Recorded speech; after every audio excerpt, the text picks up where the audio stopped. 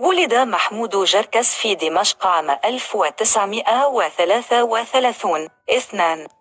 بدأ حياته المهنية في المسرح العسكري عام 1958. 3. انضم إلى فرقة المسرح القومي السوري عام 1960. 4.